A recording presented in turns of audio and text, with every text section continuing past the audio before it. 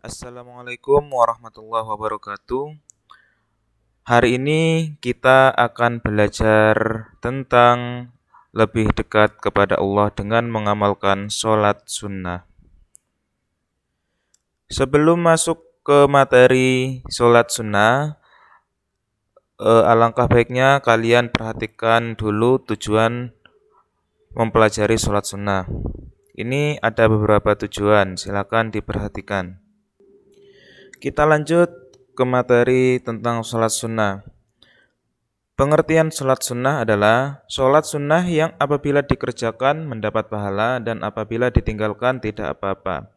Jadi sholat sunnah ini jika kalian mengerjakan, kalian akan mendapat pahala dan mendapat keutamaan dari Allah. Tapi jika kalian tinggalkan atau tidak mengerjakan, itu tidak apa-apa dan tidak mendapatkan dosa. Sedangkan dalil nakli terdapat dalam Quran Surat Hud ayat 114 yang berbunyi A'udzubillahi minasyaitonirrajim Bismillahirrahmanirrahim Wa aqimis salata tarafayin nahari wa zulafan minal lail Innal hasanati yudhibnas sayyiat Dzalika dzikra lidzakirin. Itu merupakan dalil nakli tentang sholat sunnah. Untuk melaksanakan sholat sunnah bisa dikerjakan dengan beberapa cara, yaitu cara pertama dengan berjamaah, cara kedua dengan munfarid atau dengan sendiri, dan ketiga yaitu dengan berjamaah atau bisa juga dengan munfarid atau sendiri. Apa saja sih sholat sunnah yang dikerjakan secara berjamaah? Di sini sholat sunnah yang dikerjakan harus dengan berjamaah yaitu antara lain yang pertama sholat Idul Fitri, yang kedua sholat Idul Adha, yang ketiga sholat kusuf. Sholat kusuf ini adalah sholat pada saat terjadi gerhana matahari. Yang keempat yaitu sholat khusuf, yaitu sholat yang dilaksanakan pada saat terjadi gerhana bulan. Ingat ya, kusuf untuk matahari, gerhana matahari, dan khusuf untuk gerhana bulan. Dan yang terakhir yaitu sholat istisqa, yaitu sholat untuk meminta hujan. Sedangkan sholat sunnah yang harus dikerjakan sendiri yaitu yang pertama sholat rawatib atau sholat pengiring, yang kedua sholat tahiyatul masjid atau penghormatan terhadap masjid, dan yang ketiga yaitu sholat istikharah.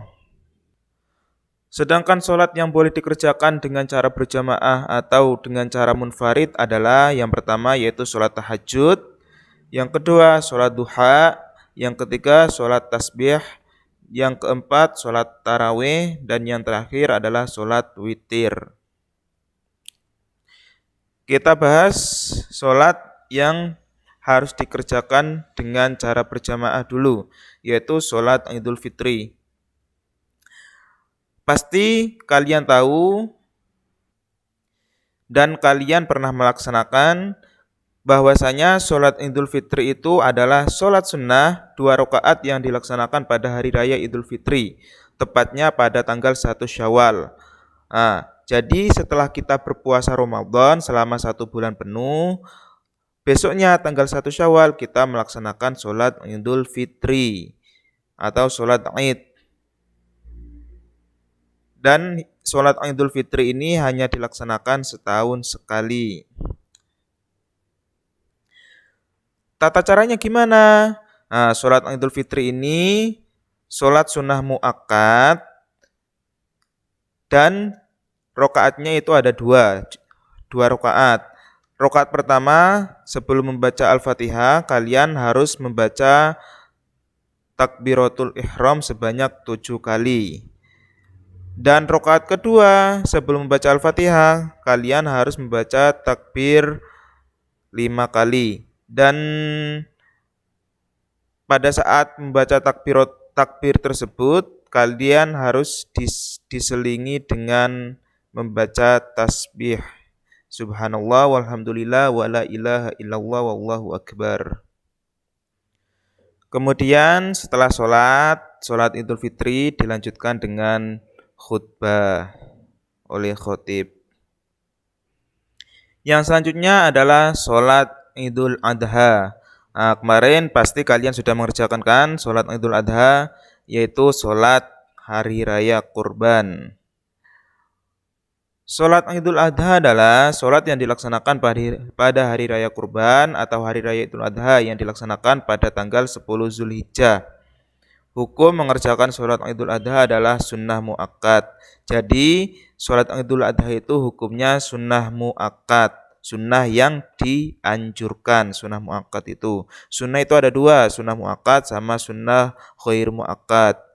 Sunnah mu'akkad adalah sunnah yang dianjurkan. Dan sholat Idul Adha ini dilaksanakan pada tanggal 10 Zulhijjah.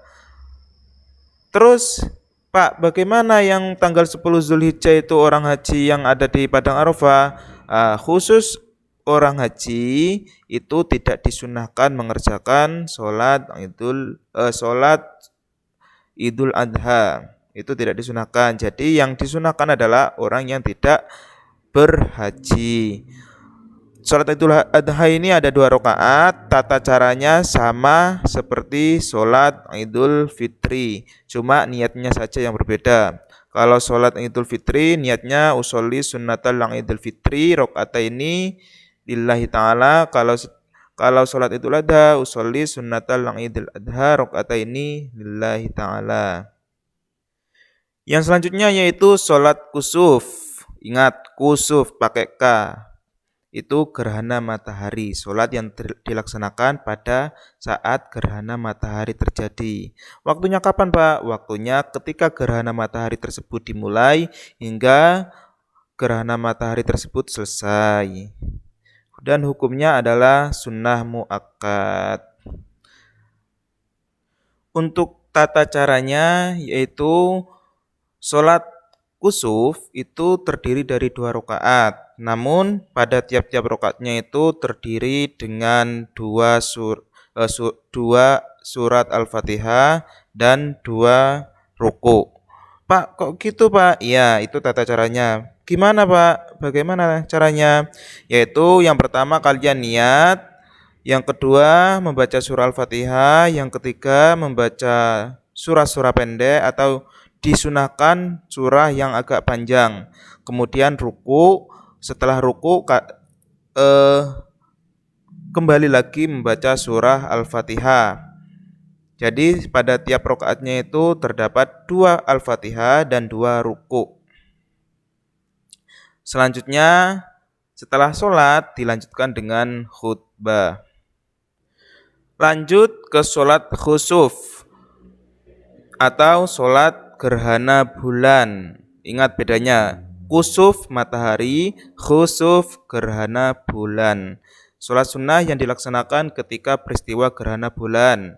Hukum melaksanakan sholat sunnah ini adalah sunnah mu'akkad.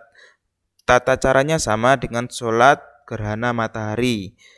Dikerjakan pada saat gerhana bulan dimulai hingga gerhana bulan selesai. Dan yang selanjutnya yaitu adalah sholat istisqa. Pak, apa sih sholat istisqa ini? Sholat istisqa adalah sholat untuk meminta hujan. Kita sadari di Indonesia, terutama di daerah-daerah yang kekeringan, itu biasanya kalau semuanya sudah kemarau, sudah tidak ada air, sudah tidak ada hujan, biasanya itu orang Islam meminta hujan dengan cara sholat istisqa. Tempatnya biasanya di lapangan. Sholat sunnah 2 rakaat yang dikerjakan karena minta hujan dengan didahului 2 khutbah dan hukumnya sunnah. Jadi cara pengerjaannya sholat istisqa ini dilakukan 2 rakaat. Kemudian setelah sholat dilanjutkan dengan 2 khutbah. Caranya gimana? Caranya sama dengan sholat Idul Fitri. Hanya saja pas takbir 7 kali dan takbir 5 kali itu diselingi dengan istighfar. Sama dengan khutbahnya juga. Kalau Idul Fitri itu khutbahnya diawali dengan membaca takbir Allahu Akbar, Allahu Akbar, Allahu Akbar. Akan tapi kalau sholat istisqa ini khutbahnya diawali dengan istighfar.